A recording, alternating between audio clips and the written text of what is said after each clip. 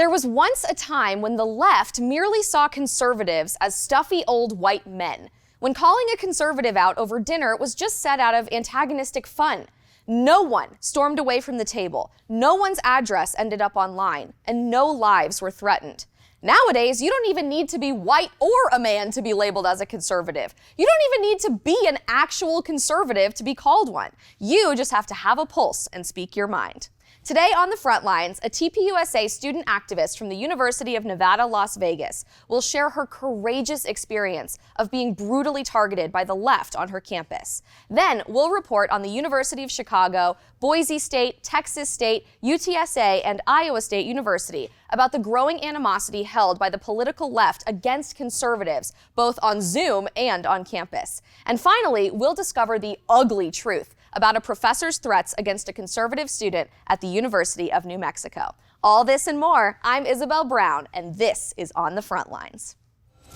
On campus, the left tries to silence us. There's a lot of liberal indoctrination. Universities don't stand for objective truth. Assaulting us, threatening us. We are on the front lines.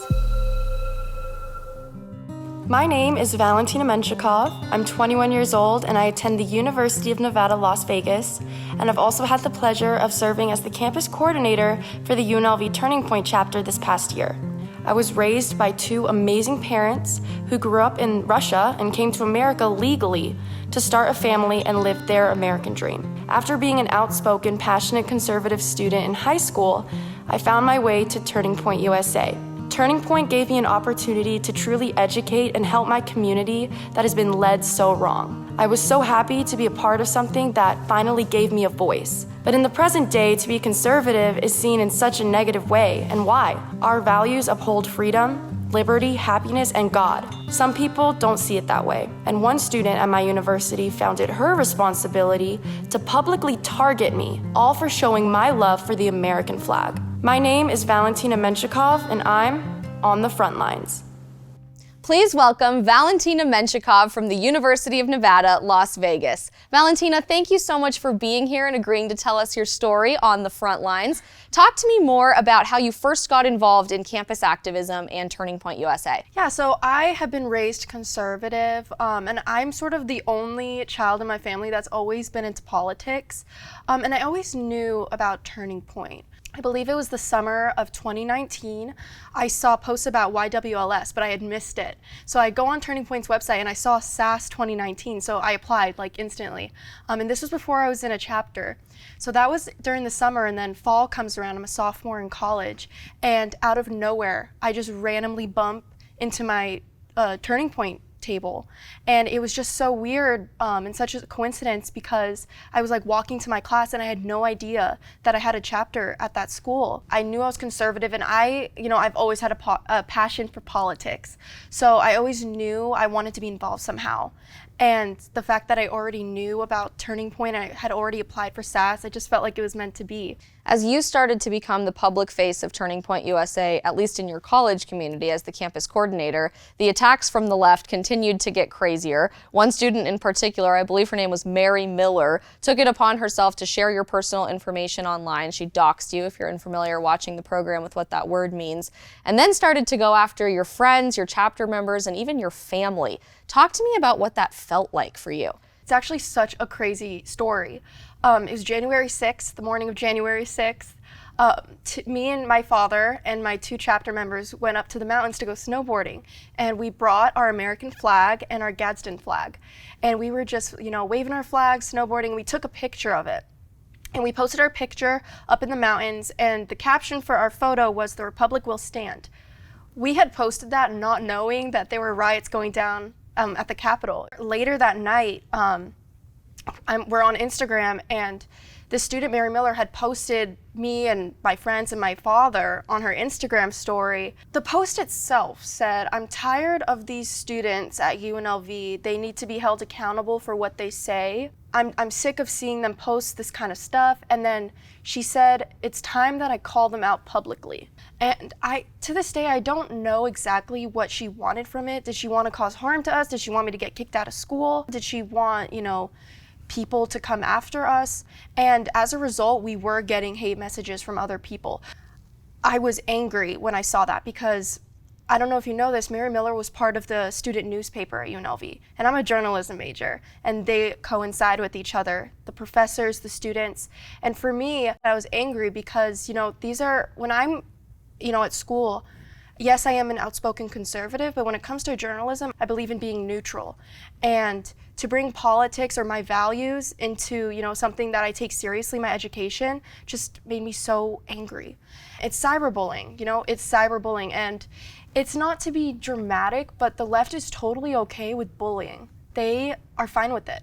Given the political climate on campus during that time, and then seeing all of these posts, a massive wave of them targeting you, your friends, your family, were you ever scared knowing that your contact information was out there, or from any of these threats from the people in your community? It actually is scary, because what if someone does recognize me on campus? And it's not all people, I have tons of friends on campus that are, liberal, that know that I'm a conservative, and they are so open to discussion and so supportive, but you don't know those crazy people out there. Yeah. But when you let your emotions get the best of you and you're posting people on social media, that is so dangerous. And, I don't know if someone's gonna come to my house and threaten my family. People are so hostile and angry, and it's a serious issue, and it happens so often. You have had quite the experience with TPUSA on campus. Your organization has had rocks thrown at them. You've been called every horrible name under the sun, racist, white supremacist, the list could go on and on. You've been personally threatened by many people in your community. Having known all of that today, would you still go back and become the campus coordinator for TPUSA? I wouldn't change anything. And I have faith in God, and I know that God wouldn't put these battles in my life unless he knew I could handle them. And I've met my dearest friends from Turning Point. I have met people from other states, from these conferences and, from going to events in other states that I think are gonna be at my wedding, my bestest friends. But there's nothing I would change. Turning Point has literally changed my life. If you were to ask me when I was a freshman if I would be here right now being interviewed by you, at Turning Point headquarters, it's just unbelievable. Do you have any words of encouragement for other students who may be facing similar threats and harassment from the left on campus? The best words of advice that I could give is just surround yourself by loved ones. Surround yourself by your family, by your friends that care about you. This isn't about politics anymore. This is about good and evil. This is about that the left is okay with bullying students. That's not okay. And so just always remember, surround yourself by positivity, because good will always beat evil. And when you're surrounding yourself by your loved ones, that positivity is just, you'll forget about that person that's calling you racist or trying to get you kicked out of school. Just surround yourself by your family and, God's love, and you will always rise above it. Valentina, you are the definition of what we call a happy warrior at Turning Point USA. We're so grateful for the work that you're doing on campus, and thank you for fighting for conservative values on the front lines. Yes, thanks for being here. Thank you so much. This was awesome. Coming up after the break, we're diving into even more stories of conservatives being targeted by the left on campus. Don't go anywhere. We'll be right back on the front lines.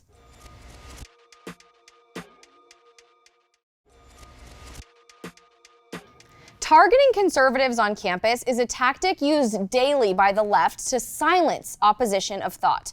What began as name-calling and opinionated differences has over the years escalated to sticks and stones or cultural appropriation, and words now actually hurt you.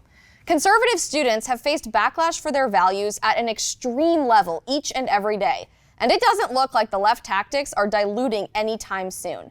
Conservative students are warriors when they stand for what they believe in, and you won't believe the cultural battles they face on campus today. It's time for your State of Campus.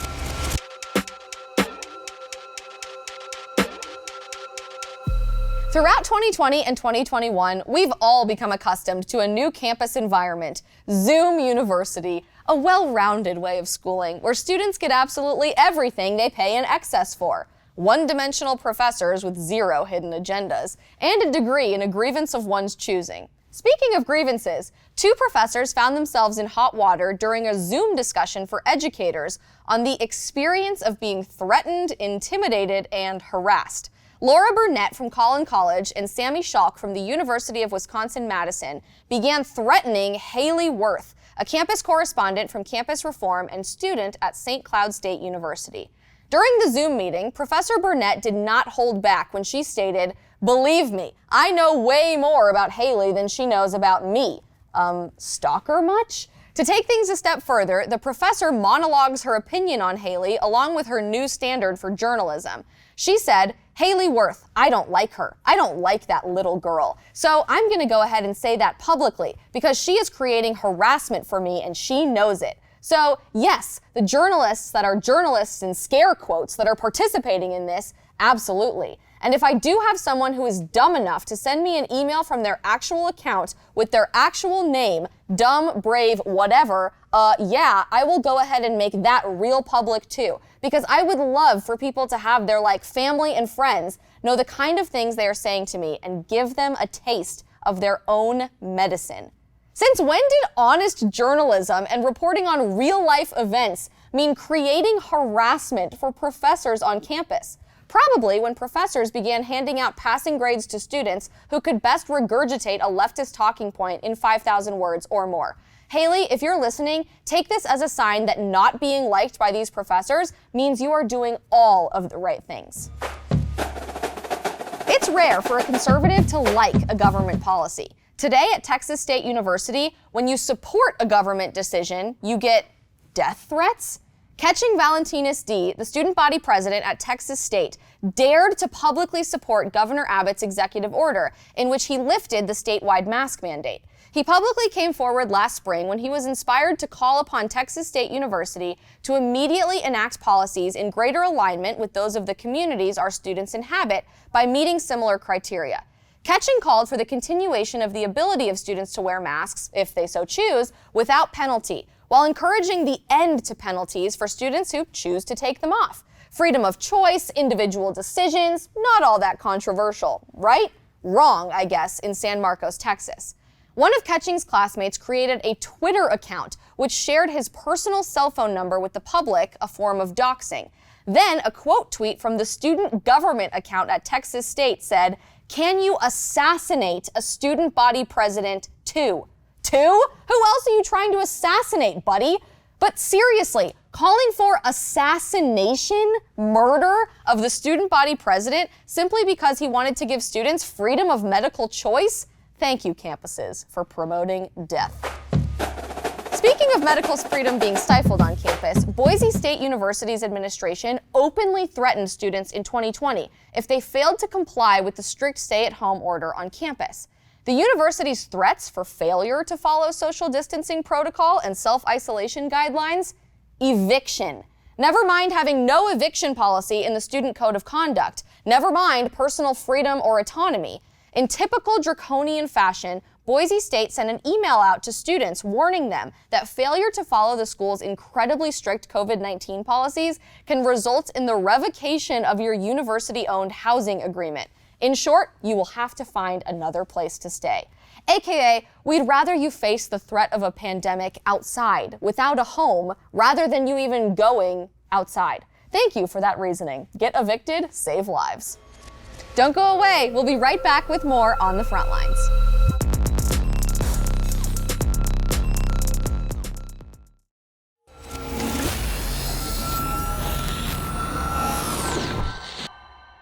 According to campus culture, we are a threat to universities themselves. Amy Branzel, an associate professor of American and Women's Studies at the University of New Mexico, I think we all know where this is going, has now begun publicly decrying conservative Americans as domestic terrorists in academic settings. Her biography on the university website says she's interested in queer theory, feminist theory, critical indigenous studies, legal studies, and citizenship. Can someone say grievance? I'm still trying to figure out how to spend 4 years studying lesbian dance theory, but Professor Branzel is way ahead of me. Last March, Branzel spoke at an event called White Citizenship as Terrorism, during which she said the phrase, "Make America Great Again," harkens back to this nostalgic past of white impunity for which white America has been pining.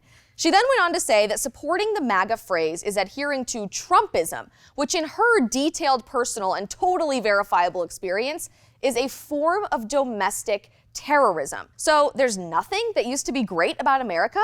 I can think of a few things, constitutional rights, building the greatest capitalist nation in the world. Oh yeah, and the fact that we were the first nation to actually ban slavery, that white nostalgia actually brought equality for all. It's no wonder students who don't fit the leftist mold on college campuses and break free of the ideological lockstep demanded of them are so openly and violently threatened. How would you feel if the expert in the room, our professors, who we must obey for fear of our lives, referred to patriotism, freedom, and liberty as domestic terrorism? These are the ideas that directly contribute to the harassment we're seeing at an alarmingly high rate on college campuses, and it's got to stop. Amy Branzel, you're on our list. And all you other educators out there, keep it up, and you might just make our professor watch list.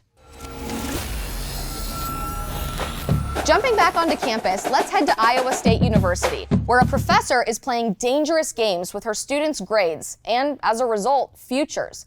Chloe Clark, an English professor in the Hawkeye State, specifically told her English 250 class not to advocate against abortion or Black Lives Matter Inc. in any of their writing assignments, and even went a step further to say these and other controversial topics that she decides on a whim would be entirely off limits in her class. Her syllabus states, and I quote, "Giant warning.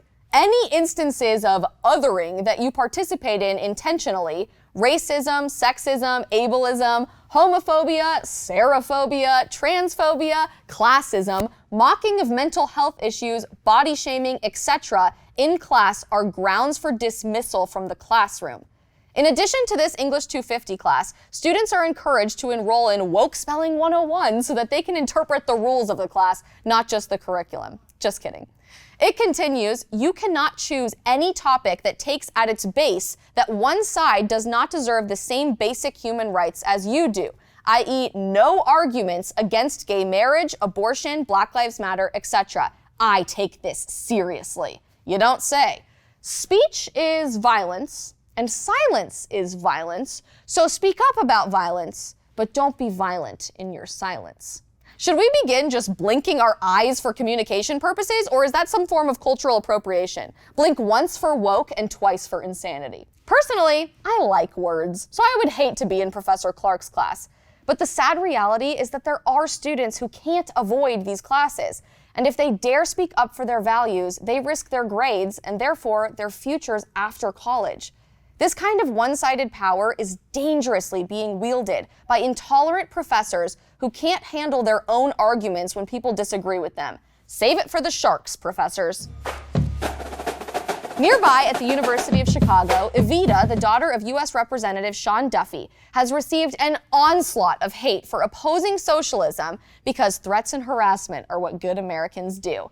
Evita was tasked with a project for the school's Institute of Politics, where each student was supposed to take a photograph holding a whiteboard symbolizing why they vote. She decided to hold up a sign which read, "I vote because the coronavirus won't destroy America, but socialism will." The picture was then posted online by the Institute as part of the project, which brought on an unexpected amount of hate and backlash. In an op-ed after the photo was posted, she described fellow students attacking her character, intellect, family, and appearance, who even threatened her with physical violence and using foul and offensive language. Evita wrote, "I was called a racist and a xenophobe. Some compared me to animals. Others declared that they would personally stop me from voting, and many defended the personal attacks, saying I deserved to be bullied and I don't belong at the University of Chicago on account of my beliefs. I was told by many that I was the most hated person on campus. It was frightening. It was also hurtful since some of the attacks came from people I considered to be friends." I'm sure these same people who wouldn't let Evita vote posted around their school the importance of having everyone vote last election to prevent President Trump's fascism. The audacity. To all those people who say you can't have your own set of beliefs at a prestigious university, you are preventing the fundamental college experience to learn and express yourself freely. For shame. There is no room for tolerance on campus so long as students, faculties, and the institutions at large do not back students who dare exercise the First Amendment or challenge the dogma of the day. And finally, the University of Texas San Antonio takes the cake for most likely to have a faculty member incite violence. A teaching assistant is under investigation after he publicly threatened a well-known conservative social media personality. Ashley St. Clair received a private message on Twitter from an anonymous and now deleted account called Virgin Tyrannitar, which read, and I quote, "I'm gonna find where you live and I promise I'm going to f***ing murder you with my bare hands and rip your corpse after setting it on fire. Stupid C." How is this even okay? The individual was quickly identified through other external social media accounts, and Ashley notified UTSA, who began a thorough investigation of the teaching assistant through the UTSA Police Department. Ashley later shared she believed this person was likely targeting other conservative students on campus, and the situation needed to be promptly addressed. Once again, if silence is violence, then actual violent rhetoric is what exactly? And if anyone dares to call it free speech, how are educated professors in America able to make a death threat synonymous with a critique of socialism, which in itself proved to be the ultimate death threat in the 20th century? This is what happens when we tamper with the meaning of words, lose sight of what free speech means, and glorify ideas such as socialism. We get violence, actual violence. This is just another day of defending your rights on your college campus. If you're a student with a similar experience, tell us about it in the comments, and thank you for standing strong for your values. And that's your State of Campus.